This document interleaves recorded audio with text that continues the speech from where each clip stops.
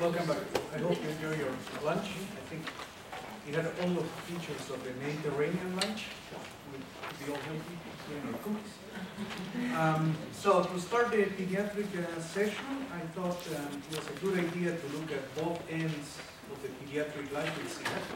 We're going to do it a little backwards. We're going to start with the end of the pediatric days, when a teenager becomes a young adult, and we need to think about transitioning care to the patient and also transitioning care to the adult program. So Mary is going to give us an update as to where we are with the transitioning programs we have in place and where she's planning on taking it.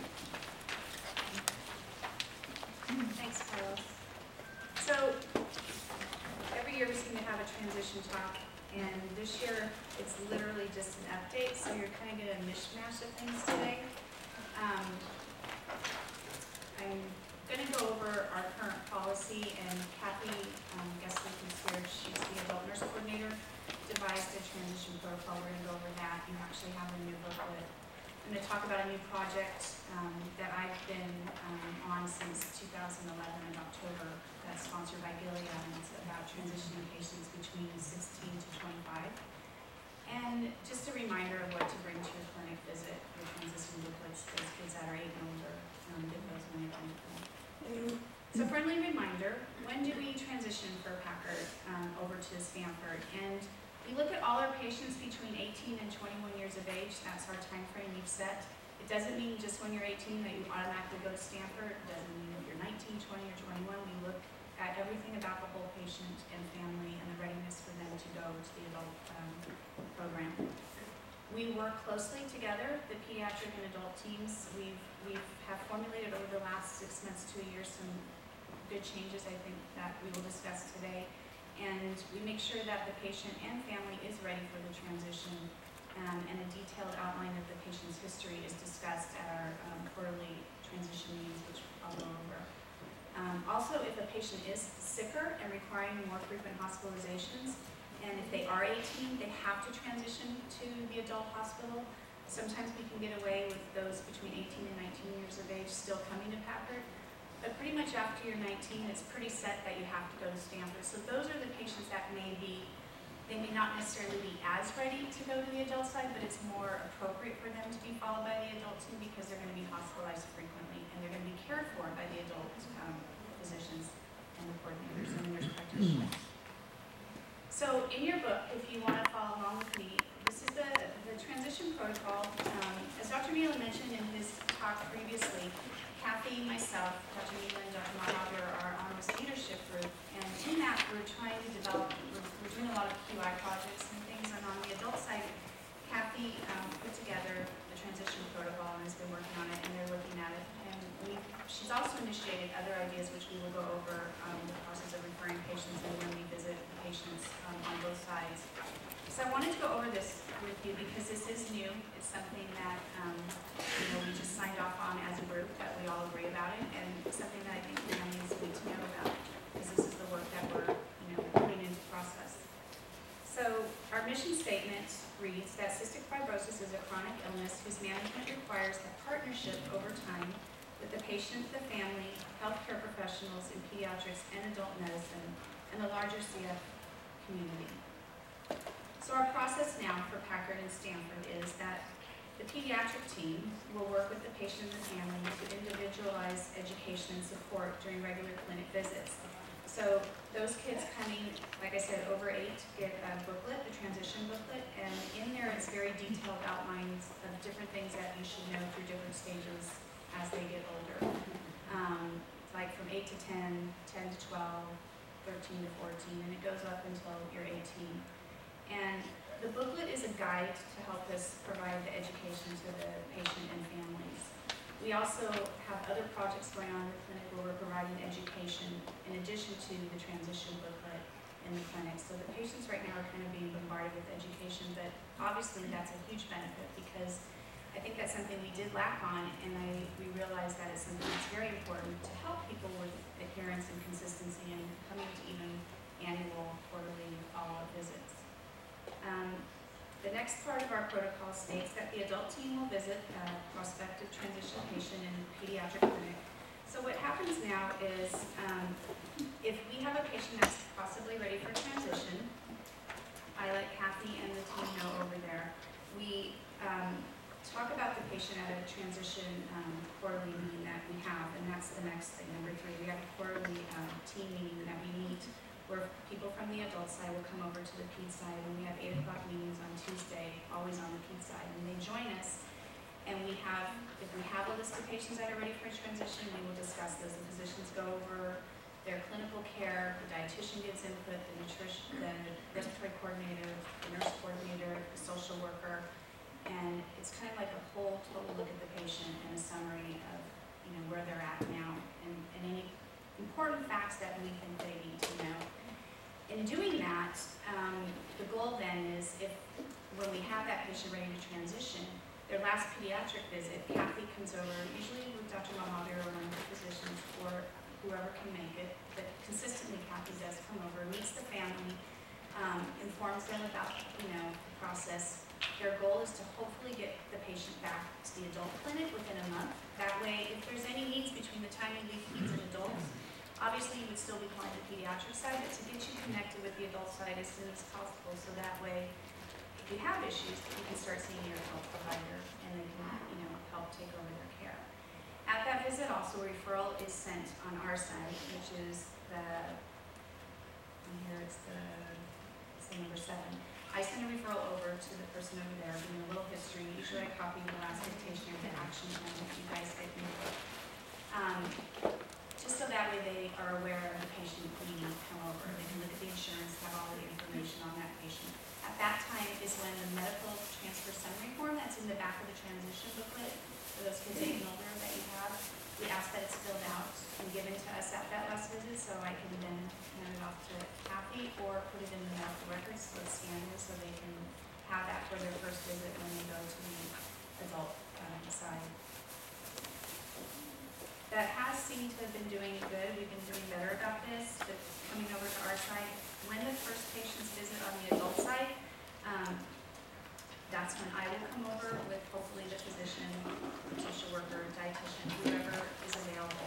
The clinics sometimes do happen at the same time, so it's not always readily as accessible the physician isn't, but at least myself or a dietitian or Julie or Kristen or Lindsay or Sarah now is working for Lindsay, so she's on maternity, we'll go and see the family. And this is just to help with the process, to make you see a familiar face. Kathy came over, so her face is familiar to them when they're on the adult program side, and then having us come for that first visit to help kind of ease, the first time we meet all the adult people. The Pediatric Advisory Council works prospectively with both teams to provide supplemental education and support to transition the families. Siri talked about that today. They have a huge input on our transition booklet that we did. They're doing the brochure, which will be on the next slide. So that's very important to have that connection because these are the families that have been here, like Tess has been here since she was 5 months old. So these are families that have been with us for all these years, 18, 19 years. And of course there's going to be fear and concern of what it's like on that side, but that's to ease their minds. So if they hear before they go, it's much more comforting to them. As I said, the pediatric pulmonologist has a summary of their patient and talks about that at our quarterly transition meetings. The timing of the transition is determined determined by the pediatric attending in conjunction with the adult team. Again, if your child or adolescent or adult is sick a lot and requiring frequent hospitalizations, we're going to look at transitioning that patient closer to 18 years of age because of the purposes of having them hospitalized at Stanford. The goal, though, is to try to transfer in non-urgent situations, because if they're urgent, there's something terrible going on, and that's a crisis in itself and scary, so you don't want to be moving to another facility, another care team. So we try to do it when it's not in an urgent situation. Again, we will join the adult and peds team will join, do a joint visit for the first visit in the adult side. We will come over there. And for emergent transfers needed to accommodate the hospitalization of a pediatric patient, the adult coordinator, Kathy, will provide tours and orientation for that patient and family on an as-needed basis. She will assess the situation and do that as needed. And then the medical transfer summer form, once again, that's in the back of the transition book, is really important for the patient really to fill out too, because we hopefully prepare them to start getting more autonomous with their care and their information. And we really want them to be the ones filling out that form that's in the back of the book, and we have it before we send them over to the adult side. And as the core leadership, as Carlos said, Kathy, myself, Paul, and Carlos, Dr. Mila, will be reviewing this process and seeing how it goes annually, and the adult side is part of their QI project, and as needed, we will, restructure and change things. But I think we're pleased right now with this new process, and we're hoping that the families, you guys, will be too. The transition brochure is another new item that the Parent Advisory Council is in the process of completing. I don't have it yet for this talk, but it's great. It's very informative. Everything that Siri talked about in her talk today, like, where it's physically located, what to bring. Things kind of like preparing yourself for the hospital, say a packer, the same type of brochure. It'll be needed for transition. So look forward to that coming out soon, and you guys will see it in the clinic on our side. So I'm going to kind of switch gears a little bit. Transition is kind of a topic all over, not just our center. It's always a topic at NACFC. There's several talks on that, and there's always new ways of trying to find out better ways to do this and educating families and patients.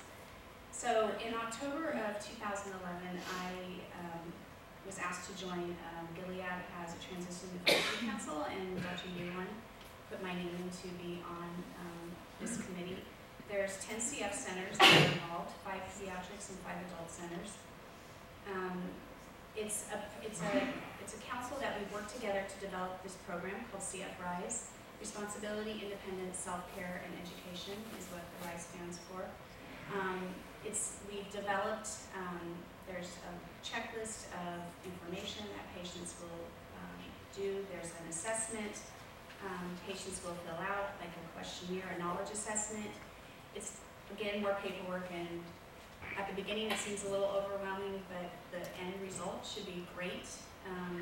We are going to be one of the centers piloting this. It's not going to be all our patients. It'll be 5 to 7 patients total, a couple maybe from peds, 3 or 4 from adults, or vice versa.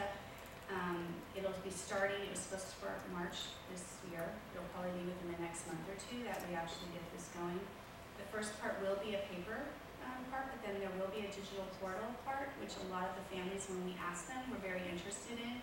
And we will be one of the centers. I want to do 2 or 3 centers with the digital, and we will be one of those centers to embark on the digital piece.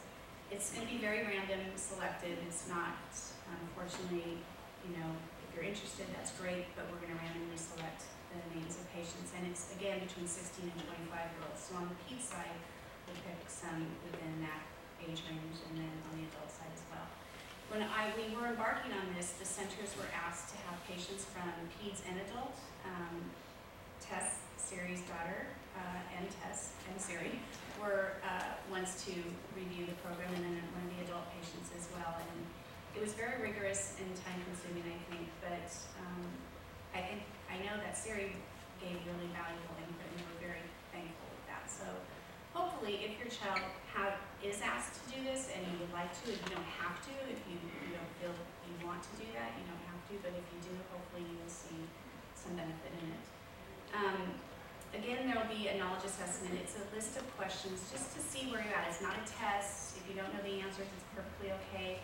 It's to help us then educate you and know where we need to do better teaching to get you prepared to move on the pediatric side, where you're at with your knowledge on CF. There'll be a transition skills assessment. This again is going to be filled out by the patients and between 16 and 21. And we really want the patients to do this because we want to see what their readiness is for transition, how they feel about it, and the family obviously is a part of that as well. But we're trying to still encourage them into seeing what they know about financial planning, their meds, their health care, all of that. There will be a progress report included in this, and that's completed by the caretakers. The CF care team will, at each clinic visit, will have your progress report and see where you're at on your skills checklist. And you will, the patient and family will get a copy of that, and you will keep a copy in your chart in clinic, so we can have that for each time you come in and see where you're at. There will be a huge educational resource guide, which that was the piece that I was on. They were different groups of developing this. The other 5 people that I worked with, we were on the educational resource guide. We submitted a bunch of resources for education and for teaching that you guys can go on, or we can click on at the visit. It'll be like a website, and you can look at it, and then once it goes digital, it'll be even better. But those things, we talk about apps on phones, lots of things that patients can do to access education and to help kids, because they're all on their little iPhones or computer things and iPads, and so making it easier for them to access the information is something we looked at as well. So it's exciting. It was a lot of work. It was good, and we're just finishing over a few things and looking forward to introducing that to both programs in the next couple of months. So just a little reminder to don't forget your transition booklet when you come to clinic. We have our new QRI project with the binders, and pretty much I think everybody now has a binder. And so you can just stick this in the back of the binder, and that way when the patients come to clinic, they will have their book and we can do teaching in addition to the educational topics like respiratory and GI that we've been embarking on. Again, we're really trying to develop better ways to help prepare the peds patients to go to the adult side. The more they know, the more knowledge they have of their disease, shows better results for transitioning. It makes an ease in their mind as well as ours. And easier for the adult side who's taking them on to make, if they have better knowledge about their care, then they won't be so scared to go to that side, and it makes it a smoother transition. If there's ever questions or concerns that you have, feel free to ask ped side. If you need to talk to the adult side, Kathy, I'm sure is always available to help with that as well. There's always concerns around transition. It's a topic that everybody gets freaked out about. And unfortunately, transition also happens at the time kids usually are going to college. So there's 2 big stresses in these kids' lives and families' lives. So letting go of them for college and letting go of them to an adult program. So we are trying to make it as smooth as possible. It may not always go smoothly, but we're always there. The 2 care teams are working together very carefully together to make it easier for you. And any input that you have or want or see differences or changes that you think would be better, we are more than happy to accept those. And so moving on to the adult program, there's so many advances in CF care, as even Dr. Rose talked today, and just in 28 years, I can't believe I've been here that long. But we have adults. We have many adults now, and we never had as many adults, obviously, way back then. But they're growing up, they're getting married, they're going to college, they're having jobs, they're PhDs, they're doctors, they're nurses. There are lots of things, and that 28 years ago wasn't a reality. You see a lot of people, and so it's important that we have adult programs and we have, pediatric centers transitioning to adult programs. So it's our goal for all the young adults to learn about and manage their care, and eventually, be on their own with their CF care. And CF patients definitely need adult providers. So if you know anybody interested, encourage them to go to adult CF. And that's where you're going to go once you transition.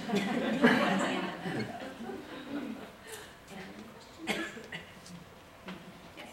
I heard somewhere along the way, I don't know if it's true or not, that at some point, I don't know if it's a federal thing or by state, that a child can request their parents not be included in their clinic visits and things like and do you know what that age is? I think you're talking like an emancipated minor. I mean, gosh, where's Lindsay when we need her? You know, I think it's 15. I think it's teenagers because there is privacy in medical care records that occurs, I think, over 13, 14, 15. Because some, like we're getting Epic, a new chart like Stanford has, and there's things like with my chart. I think it's up to age 12 that the parent's still involved. But then after that, the information will go to the child. I don't exactly know the exact age or whatever. There's been one patient that I know that decided to go to court and take on all her care on her own before she was 18. Does that happen very often? No. No. We do encourage in our visits, not saying parents don't come in at all, but at the start of the teenagers, around 14, 15, we want to see the patient should see the provider by themselves for the first part of the visit, and then have the parents come in, again, in a way of getting them ready, because when you do go to the adult side, you're going to be seeing the doctor. They're going to be seeing the adult, the patient. Not that the parents aren't important and the family's not important, but they are adults, they're going to be treated like adults. So we prepare them in that respect. It doesn't mean that you're out of the picture, you're not there. You know, there are ways to do that. Happened once that I've seen, so it's not something that happens a lot. Mary, is the makeup of the adult team the same as the pediatric team? Yes, Kathy Hessley's right here, and she's the adult nurse coordinator. Kathy has Laura Freed, who spoke with Julie, is the dietitian. Meg Dvorak, who did her talk, is the social worker. And Carol Power is, she's not in here, she's at the DS talk, smart lady. She's over there, she's Kristen. Yeah, and then the physicians are Dr. Mahadir, Dr. Dillon, and Dr. Weil. And there's Elika Rapp, who's doing the DS talk, and there's practitioner Cameron Marshall, which are the two MPs. Is there any other MPs, Kathy? That's it now, right? Right. We formulated the teams on the adult side recently to provide more support for the transplant program. So our primary MPs for clinic are Cameron Waschwitz and Ella Farad, and the only other other people would fill in for vacations or.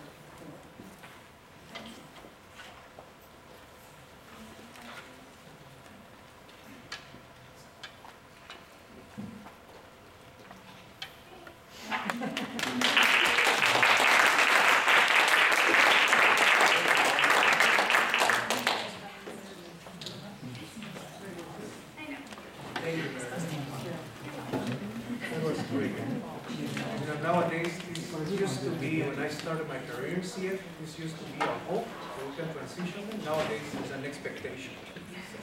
You all need to get ready for it, it's gonna come. Yeah.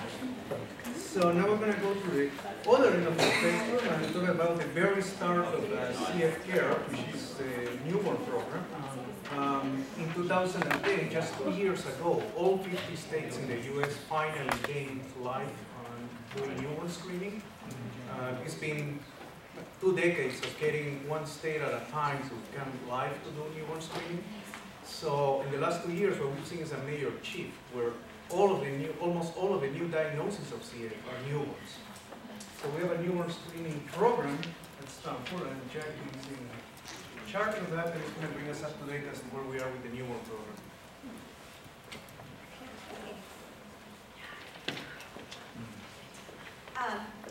This is also meant to be a little bit open, so if anybody has questions or talk about something that you want to talk about further, please interrupt.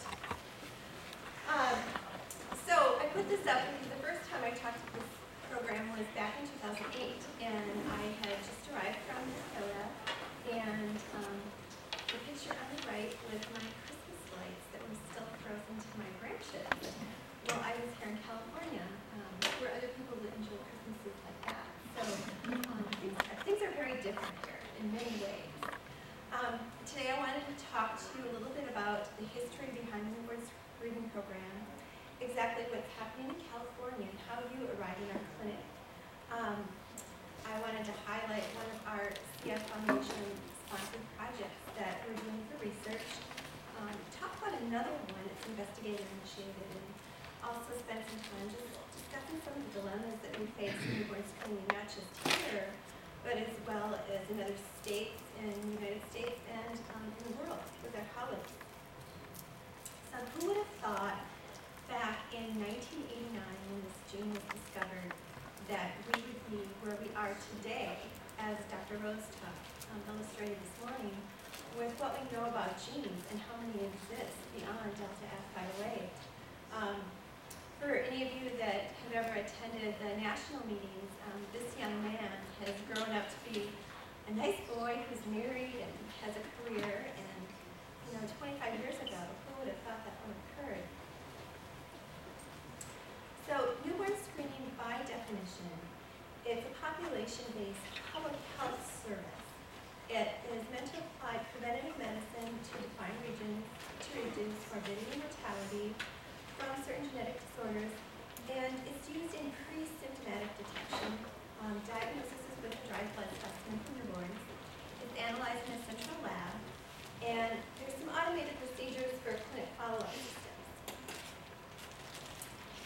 Definition of screening for early detection of disease refers to the application of a test to people who are yet asymptomatic, and it's for the purpose of classifying them with respect to the likelihood of having a particular disease. So again, screening is not diagnosis.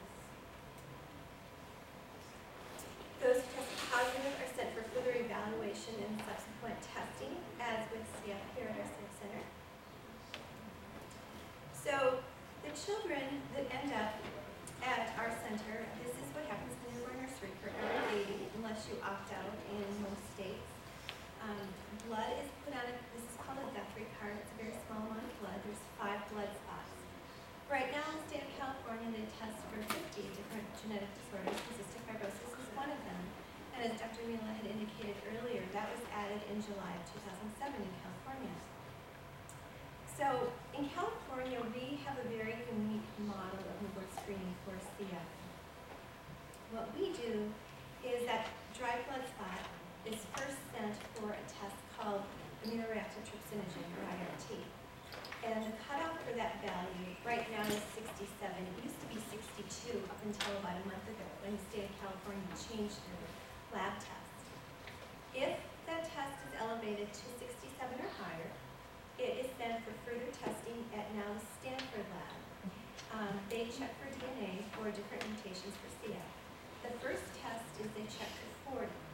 Those 40 different mutations were decided upon after years of research prior to 2007, looking at the genetic makeup of CF in the people who live in California. So some of those genes that they test for are minority alleles that are representative of our very diverse mix of patients in this group. If you have 2 genes that are identified in this process right away when they do the 40 panel, you're identified with 2 genes and you're alerted by the newborn screening program and you're sent to us. If you have just 1 gene identified,